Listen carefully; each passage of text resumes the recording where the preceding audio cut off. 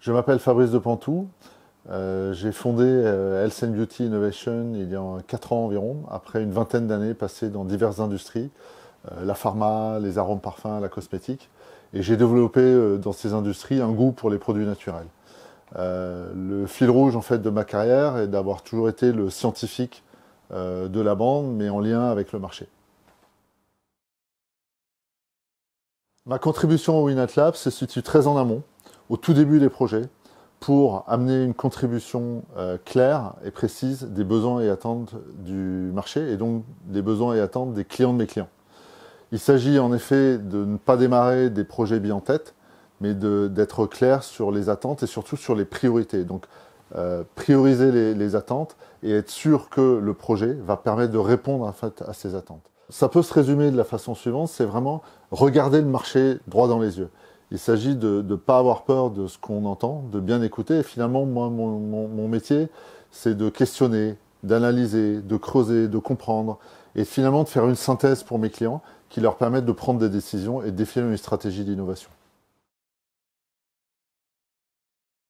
La valeur ajoutée de ma prestation, c'est d'apporter à mes clients une information au plus près des besoins des utilisateurs, au plus près des besoins du marché. Et ça, je le fais grâce à mon réseau et grâce à mon expérience. Pour donner un exemple concret, j'ai par exemple travaillé avec une société biotech française qui voulait créer de nouveaux arômes alimentaires par voie de biotechnologie. Et toute la question était de savoir s'il y avait de la place entre un produit naturel et un produit de synthèse pour un produit obtenu par voie de biotechnologie. Or, comme les investissements sont lourds, on parle de 2 à 3 ans de recherche et développement, l'idée était de valider que le marché attendait ce type d'arôme alimentaire.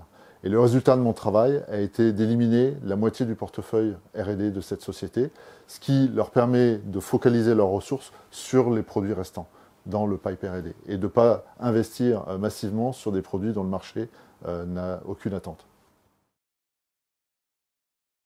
Je pense que le mieux, c'est d'être sûr de comprendre quel est votre environnement concurrentiel, de comprendre quel est votre projet, c'est-à-dire que notre rôle chez WinAtLab, c'est de creuser jusqu'à avoir bien compris quel est votre niveau de connaissance du projet et où est-ce que vous voulez aller. Donc c'est en fait de vous amener à définir de façon très précise un cahier des charges. Et une fois qu'on a ce cahier des charges, je pense qu'on peut travailler avec les différents partenaires.